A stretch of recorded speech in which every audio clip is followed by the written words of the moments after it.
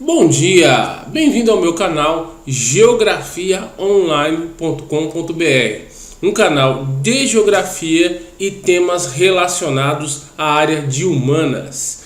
E hoje nós vamos trabalhar o livro Amor Líquido, do meu amigo Zygmunt Bauman. Como eu já disse em vídeos anteriores, e para quem não assistiu eu vou repetir nesse aqui, nosso amigo Zygmunt Bauman é uma mistura de filósofo, sociólogo e intelectual. Grande parte dos livros dele são baseados em observações diárias, tanto do cotidiano como também de noticiários. Então é muito comum ele pegar um fato e destrinchar esse fato relacionando as principais tendências do mundo contemporâneo, ou do mundo líquido, como ele gosta de dizer. Então nesse livro não é diferente, ele usa a mesma abordagem. Então o tema principal do livro é sobre relacionamento. Então logo no início ele vai citar um livro para expressar a opinião dele em relação aos tempos modernos. Então, para resumir a história, nós sabemos que se trata de relacionamento, e ele vai dizer que tem duas variantes que são comuns a todos no que tange a relacionamento. De um lado, nós temos relacionamentos consanguíneos, aqueles ligados ao parentesco e à filiação familiar, pai, mãe, tios, primos, sobrinhos e todo tipo de relacionamento que vem do núcleo familiar. Ele vai afirmar que este nós herdamos. Então você não fez um esforço significativo para herdar esses relacionamentos. Esses relacionamentos são herdados naturalmente. Mas é óbvio, há um certo esforço, porque alguns sobrinhos são mais queridos que os outros, alguns primos são mais queridos que os outros. Então existe sim uma certa diferenciação. Mas na base de tudo, nós herdamos esses relacionamentos. E de um lado, é como se diz em relação a dinheiro: vem fácil, gasta-se fácil. Então nos relacionamentos familiares, o desgaste costuma ser mais comum. Porque como existe um fator intimidade que foi herdado de gerações anteriores, então se alguém, o seu tio que tem muita intimidade com seu pai, ele transfere automaticamente essa intimidade do pai para o sobrinho. E há que haver aí uma certas limitações com o decorrer do tempo e com a maturidade desse sobrinho. Mas se não houver, é sempre aquele transbordamento de intimidade, certo? Então o desgaste fica muito fácil. É muito fácil você se desgastar com aquela tia que cobra namoro, aquela tia que cobra casamento, que cobra filhos, que cobra uma profissão melhor. Então essa intimidade é muito aberta e muito ampla, então o desgaste é maior. Por outro lado, nós temos os chamados os relacionamentos construídos socialmente. Esse você não herda, você conquista com a sua maturidade e seu crescimento pessoal. Então são relacionamentos que exigem um empenho muito maior em termos de conquista e um cuidado ainda maior em termos de preservação. Então, se você conquista uma amizade, ela pode se diluir muito mais rápido do que um relacionamento familiar. O relacionamento com amizade construída socialmente, ele desaparece. O familiar não. Hora ou outra você vai encontrar num enterro, num casamento. Você pode querer até evitar, mas vira e mexe vocês vão estar se relacionando de maneira mais profunda ou superficial em encontros familiares. No construído socialmente não é assim. Se você não tiver um cuidado e perder o contato com aquela amizade ou perder a intimidade, ela se perde. Então ele vai narrar isso. Então os dois são fontes de desafio constante. Os relacionamentos construídos socialmente são uma fonte de desafio para conquistar, manter e aprofundar esse relacionamento. Então é um desafio. Do outro lado, a mesma coisa. Os relacionamentos familiares, eles são herdados, mas ao mesmo tempo você tem que ter um cuidado com o ampliamento da intimidade, para que você não se sinta desconfortável em ser cobrado em certos aspectos, e para manutenção, para que esse não se perca. Mas vira e mexe vocês vão estar se encontrando em encontros familiares. Então, socialmente construído é muito mais difícil. Mas por um outro lado, quando vem a diminuição da natalidade, o número de filhos, os relacionamentos familiares também vão se fragilizando, porque literalmente o volume de pessoas que você tem para se relacionar, literalmente, fisicamente, materialmente, está diminuindo.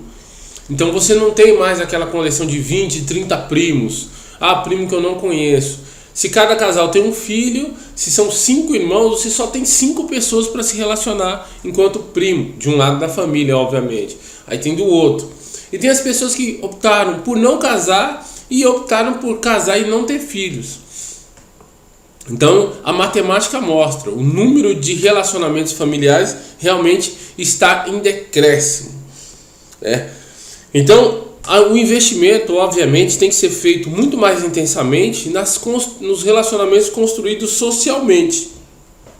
E esse que ele vai citar, o personagem do livro, que teve que criar qualidades e valores que eram duradouros, eram eminentes, né, eram chamativos para construir relacionamentos.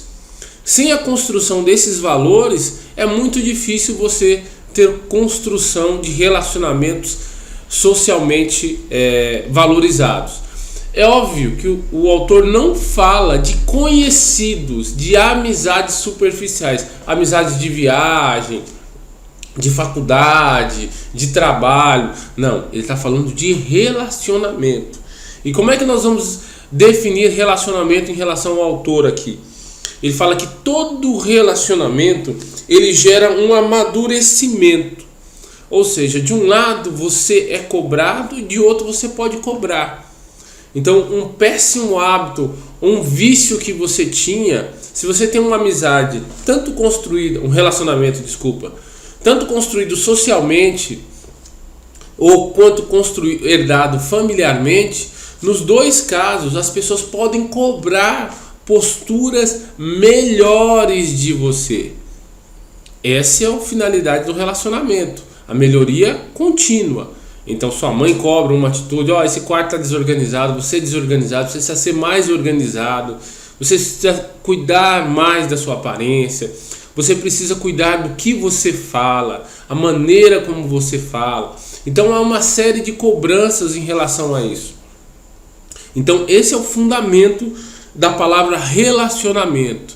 Então tá aqui, eu vou ler um trechinho para vocês no prefácio ainda, na introdução. E nosso mundo, aqui, o principal herói desse livro é o relacionamento humano.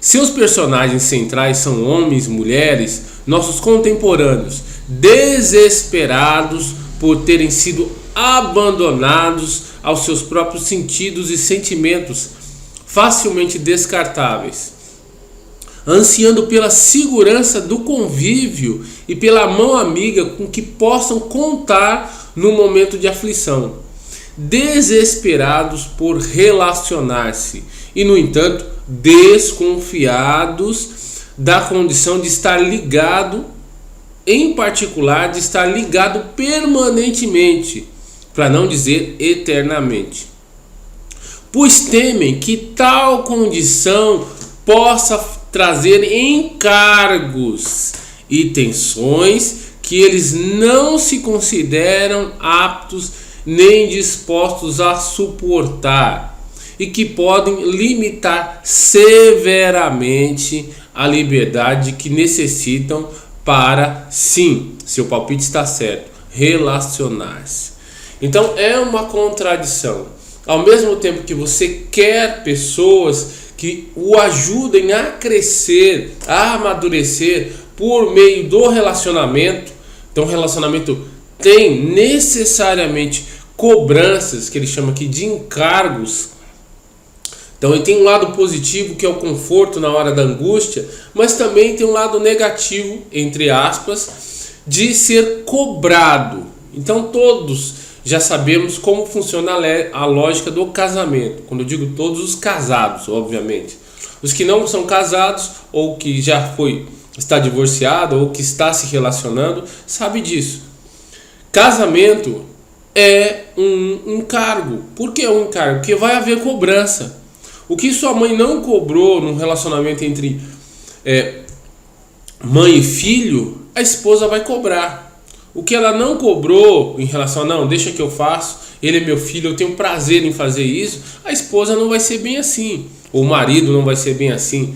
Então é uma série de encargos, uma série de cobranças. Há o amor? Sim, mas há a cobrança também. E é isso que o autor vai colocar.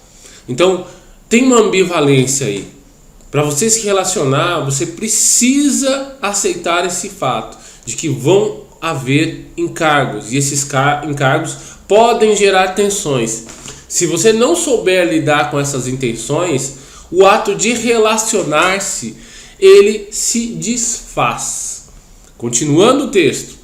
Em nosso mundo de furiosa individualização, os relacionamentos são bênçãos ambíguas, oscilam entre o sonho e o pesadelo, e não há como determinar quando um se transforma no outro.